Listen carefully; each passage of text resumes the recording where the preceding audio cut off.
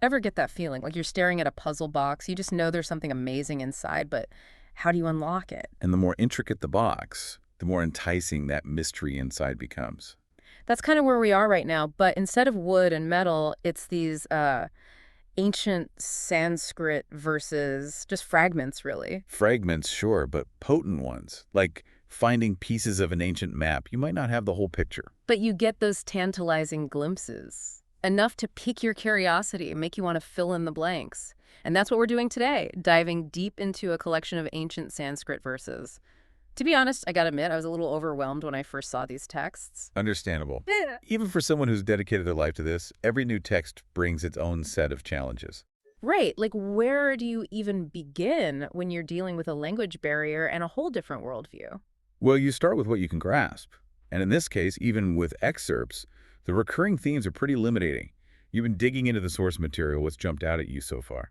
Honestly, it's like this constant awareness of boundaries, gods and humans, light and darkness, this need to define where things begin and end. It's a perceptive observation. And you're right, that awareness permeates these verses. But to really understand it, we got to start with the heart of this worldview, the deities themselves. You mentioned Indra and Agni. Yeah, those names kept popping up. Big players, it seems like. Absolutely. Indra, he's often depicted as this mighty warrior wielding a thunderbolt, his roar shaking the very heaven, the embodiment of raw power, you could say.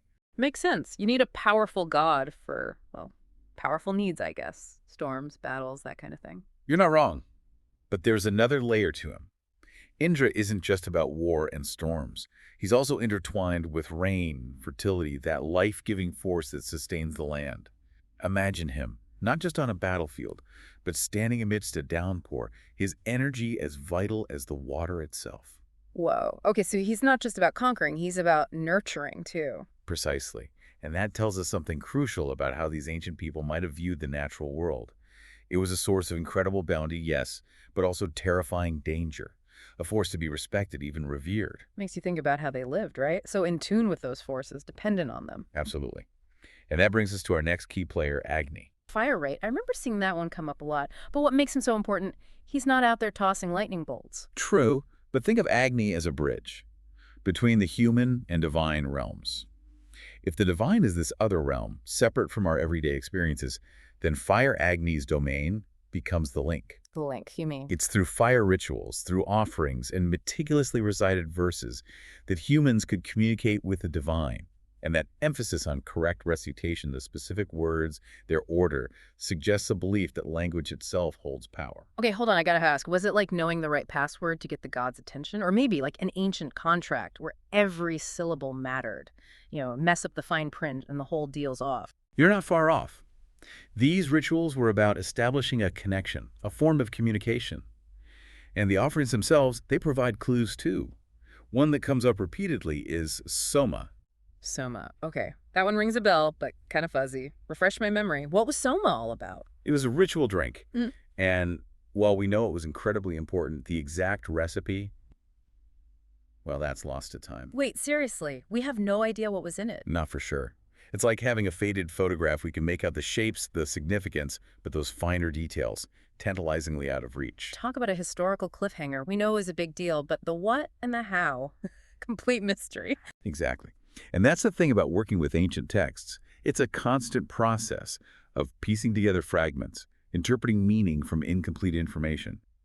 But hey, even with those missing ingredients, we can still learn a lot from what these verses do tell us. Like, the human experience woven into these ancient words. Remember how we were talking about that focus on the practical stuff?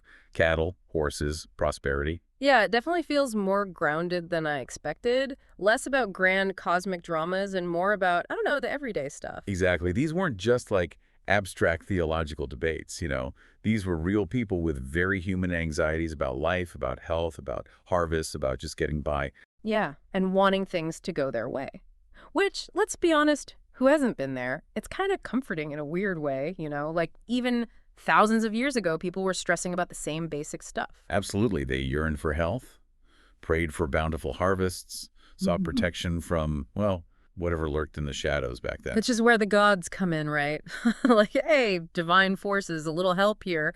But it wasn't just humans begging for favors, right? We talked about that story with Andrasa, and that seemed a bit more, I don't know, proactive. It's the perfect example of how human action and divine intervention were so often intertwined. Just to recap for our listener, Andrasa, he was this legendary sage, revered for his wisdom. And in this story, he and his followers, they have their cattle stolen by these beings called the Panagis. The panties, those were. Ah, right. Think shadowy figures, almost demonic, dwelling in caves. They represent those forces of chaos, of disorder. So Anjurasa, he's not having it. With the help of the gods, especially Indra, he sets out to confront these Panas and take back what was stolen. Okay, so it's a classic good versus evil showdown, but with a twist. It's not just the gods swooping in to save the day. Humans actually have skin in the game. Exactly. It points to this worldview where humans weren't just passive, They were expected to strive, to act, to fight for what was right. But, and this is key, their success often hinged on divine favor. They needed that connection, that bridge we talked about, to overcome obstacles. It's like they're saying, we'll do our part, but hey, a little divine intervention never hurts, right? It's that balance between acknowledging a power greater than ourselves and recognizing we have a role to play within that system. You've hit the nail on the head.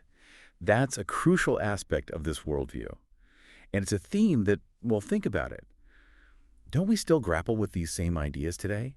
The desire to control our lives, but also realizing sometimes we need help, whether it's from other people or something beyond ourselves. It's that age-old question, isn't it? How much control do we really have? And where do we turn when things feel, I don't know, beyond our grasp? It's just, I don't know, it's fascinating to see those questions explored in these verses in a world so different from our own. And that brings us back full circle to your earlier point about boundaries. Because it's not just about this clear-cut line between humans and the divine. It's woven into the very fabric of their belief system. We see it in the light and darkness, order and chaos. Even the structure of the verses themselves reflects this preoccupation with boundaries. Okay, now you've got me curious. How does the structure play into this? Break that down for me. It's almost like, well, imagine a conversation. But in this case, it's a conversation between humanity and the divine. Back and forth, like a call and response kind of thing. Exactly.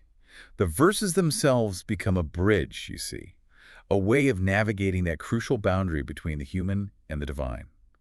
Almost as if, by acknowledging that separation, by engaging in this structured dialogue, they were trying to, I don't know, impose a sense of order. Order. Because the world around them, it wasn't exactly predictable, was it? Anything but.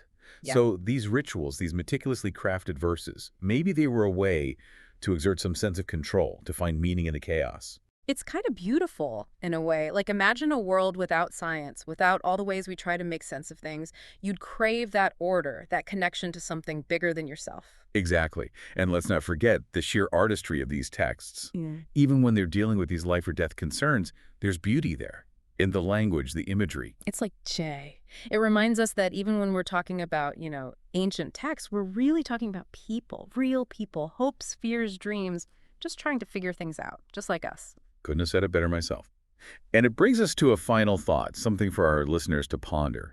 These verses, as we've seen, they were composed millennia ago. But they offer this powerful reminder, don't they? That some human experiences, they just transcend time and culture. The longing for health, for prosperity, for some sense of security in a world that often feels anything but secure. Exactly. It's that shared human experience, that yearning for meaning and connection that really makes you stop and think. Despite all the differences between us, across time, across cultures, there are these fundamental threads that bind us all. So as we emerge from this deep dive, these fragments of an ancient world, what have we learned? We've talked a lot about boundaries today between humanity and the divine, between the light and the dark. But were those boundaries seen as rigid walls, impenetrable barriers, or were they more like permeable membranes, spaces where exchange and interaction could occur? Food for thought and maybe a new lens through which to view the boundaries we encounter in our own lives. Until next time, keep asking questions, keep exploring, and keep diving deep.